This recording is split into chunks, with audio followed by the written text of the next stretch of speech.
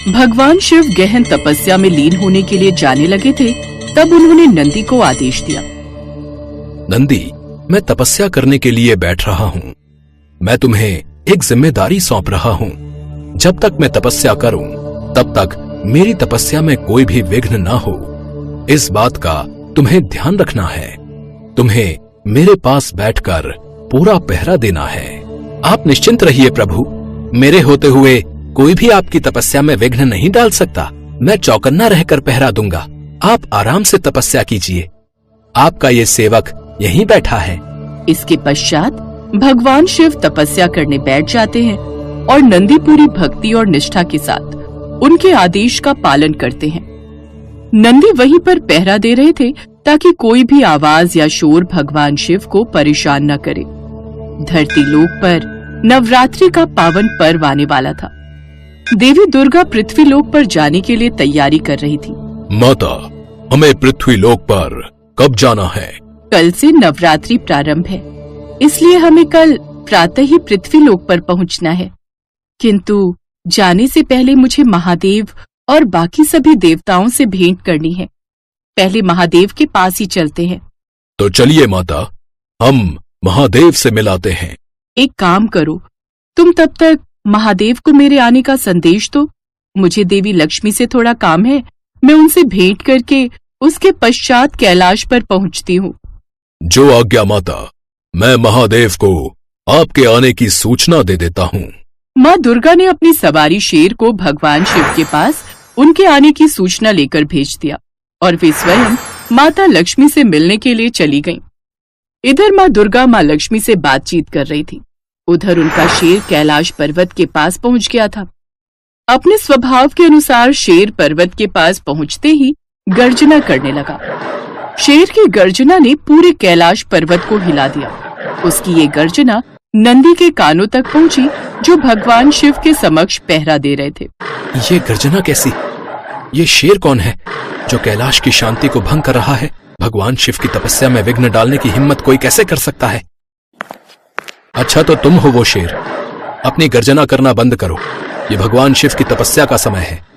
मुझे भगवान शिव से मिलना है। मैं अपनी गर्जना से उन्हें अपने आने का संकेत दे रहा हूँ। और तुम कौन हो मुझे गर्जना करने से रोकने वाले? मेरे रास्ते से हट जाओ। मुझे महादेव से मिलना है। मैं भगवान शिव का सेवक हूँ, उनका प्रहरी हूँ। तुझे यहाँ एक कदम भी आगे नहीं बढ़ने दूंगा। नंदी की बातें सुनकर शेर भी क्रोध में आ गया। तुम मेरी शक्ति से परिचित नहीं हो। मैं चाहूँ तो तुम्हें पछाड़कर अभी आगे बढ़ सकता हूँ। मैं माँ दुर्गा का वाहन हूँ। मेरे मार्ग में बाधा मत डालो, अन्यथा तुम्हारे लिए सही नहीं होगा। हे सिंह, चाहे तुम माँ दुर्गा के वाहन हो या किसी और देवी देवता के, भगवान शिव ने मुझसे कहा है कि उनकी तपस्या के दौरान कोई भी उन्हें परेशान न करे। मैं उनके आदेश का पालन कर रहा हूँ और मैं तब तक अपनी जगह से नहीं हटूंगा जब तक स्वयं महादेव मुझे अनुमति नहीं देते। नंदी की बातें सुनकर सिंह को और क्रोध आ गया। देखो नंदी, अगर तुम अपना सेवक धर्म निभा रहे हो तो मैं भी अपना सेवक धर्म निभाने से पीछे नहीं हटूंगा।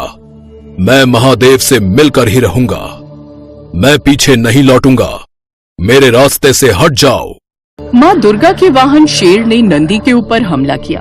नंदी ने अपने आप को बचाया और उसके पश्चात दोनों में भीषण युद्ध छिड़ गया। शेर अपनी पूरी शक्ति से नंदी पर वार करने लगा, लेकिन नंदी ने भी अपनी ताकत से हर वार का सामना किया और इसी दौरान माँ दुर्गा कैलाश पर्वत पर पहुंच जाती हैं।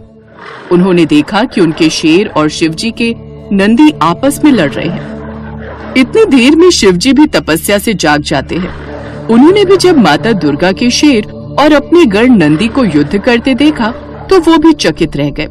ये आप दोनों इस तरह युद्ध क्यों कर रहे हैं? आखिर युद्ध का विषय क्या है? माता, ये नंदी मुझे भगवान शिव से मिलने के लिए मना कर रहा है। मैं तो बस आपकी आज्ञा का पालन कर रहा था। प्रणाम माता, मैं भी महादेव की आज्ञा का पालन कर रहा था। मुझे महादेव ने आज्ञा दी थी कि जब तक वे समाधि से ना जागें, तब तक मैं किसी को उनसे मिलने की अनुमति ना दूं। मैं भी तो माँ दुर्गा की आज्ञा का पालन ही कर रहा था। मुझे माँ दुर्गा ने महादेव को उनके आने की सूचना लेकर भेजा था, किंतु तुमने मेरी बात को सुना ही नहीं। क्षमा कीजिए माता, मुझे जो सही लगा मैंने वही किया। हे नंदी, आपने बिल्कुल सही किया। आपने तो अपना सेवक धर्म निभाया है, और हे सिंह, आप भी मेरे परम सेवक हैं, इसलिए आपने भी अपना सेवक धर्म निभाया। यहाँ किसी की भी गलती नहीं है। आप दोनों तो अपना अपना कर्तव्य निभा रहे थे। देवी दुर्गा, आप बिल्कुल सत्य कह रही हैं।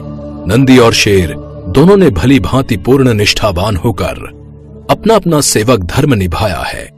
मैं नंदी और शेर दोनों के साहस को देखकर अति प्रसन्न हूं। आप दोनों सच्चे भक्त हो, सच्चे सेवक हो।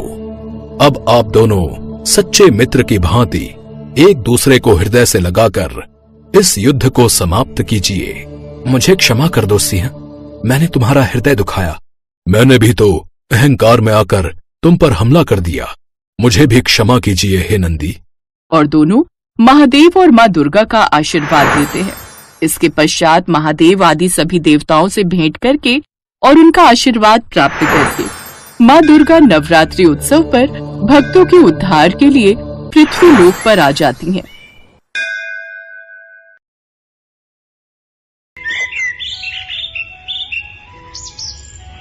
हिंदू शास्त्रों में प्रत्येक देवी देवता किसी न किसी वाहन पर विराजमान है, जैसे कि विष्णु जी का वाहन गरुड़, माँ लक्ष्मी का वाहन उल्लू, माँ सरस्वती का वाहन हंस, शिव जी का वाहन नंदी बैल, गणेश जी का वाहन मूषक, कार्तिकेय का वाहन मोर आदि अनेकों देवी देवता हैं जो किसी न किसी वाहन पर विराजते हैं। जैसे कि माँ दुर्गा का वाहन शेर है। शेर की सवारी करने के कारण माँ दुर्गा को शेरों वाली माँ के नाम से भी पुकारा जाता है। पर शेर ही माँ दुर्गा का वाहन क्यों बना? आखिर शेर को ही ये सौभाग्य क्यों और कैसे प्राप्त हुआ?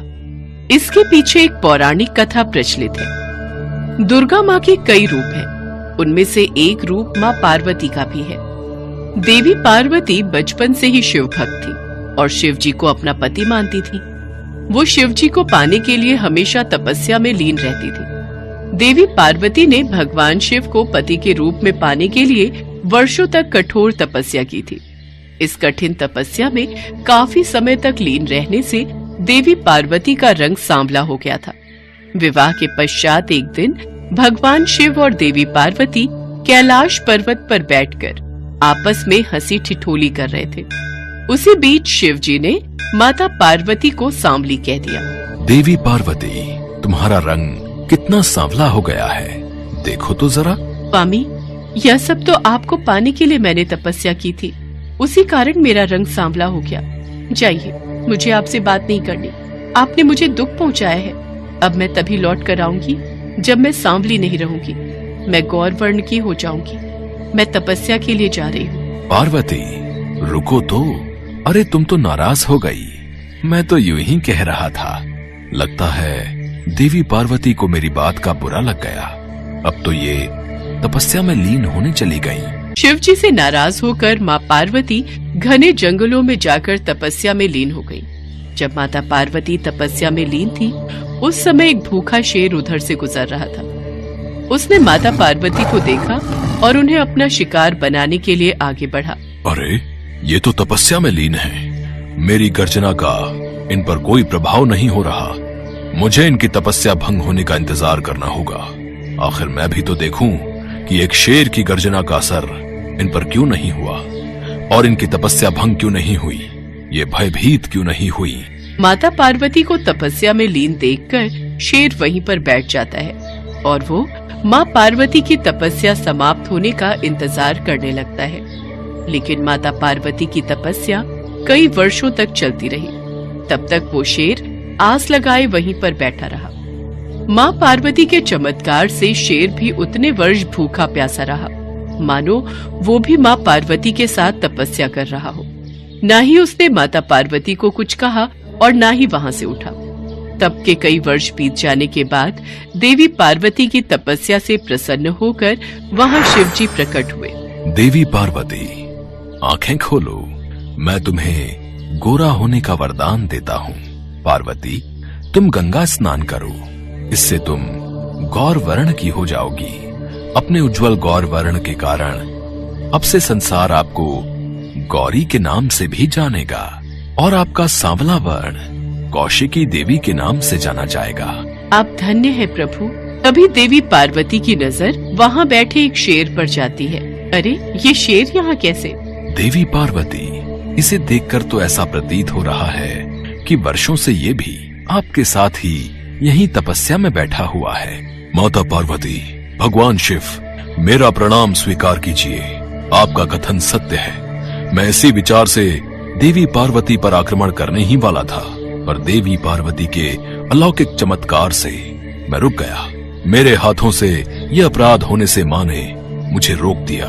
मुझे क्षमा कीजिए माता। प्रभु, जैसे मैंने इतने दिनों तक तपस्या की, ठीक उसी तरह इस शेर ने भी मेरी प्रतीक्षा में तपस्या की है। मुझे इसकी तपस्या का फल इसे देना ही चाहिए, पर मैं ऐसा क्या करूं कि जिससे जगत में इसकी प्रशंसा हो? माँ, मैं आपकी सवारी बनना चाहता हूँ, आपको अपनी पीठ पर बिठाना चाहता हूँ। मैं चाहता हूँ जगत में मैं आपके वाहन के रूप में जाना जाऊं। मुझे ये वरदान दीजिए माँ, मुझ पर कृपा कीजिए। मैं आपके अंग संग रहकर आपकी सेवा और भक्ति करना चाहता हूँ। देवी पार्वती, अब तो इस शेर को वाहन बनाकर आपको इसकी इच्छा पूरी करनी ही होगी, और अब आपको शेरों वाली के नाम से भी पुकारा जाएगा। देवी पार्वती मुस्कुरा देती हैं और शेर को वरदान देते हुए उसे अपना वाहन बना लेती हैं। शेर पर सवारी करने के लिए माँ दुर्गा के रूप में माँ पार्वती शेर पर सवार होती हैं। तभी स्वर्ग में उपस्थित सभी देवी देवता उन पर फूलों की वर्षा करने लगते हैं। गंगा में स्नान करके माँ पार्वती माँ गौरी के रूप में जानी जाने लगी। उनका श्याम वर्ण कौशिकी देवी के नाम से प्रसिद्ध हुआ और शेर की सवारी करने वाली माँ दुर्गा के रूप में पूरा संसार उन्हें शेरोवाली के नाम से पुकारने लगा, और तभी से शेर माँ दुर्गा का वाहन बन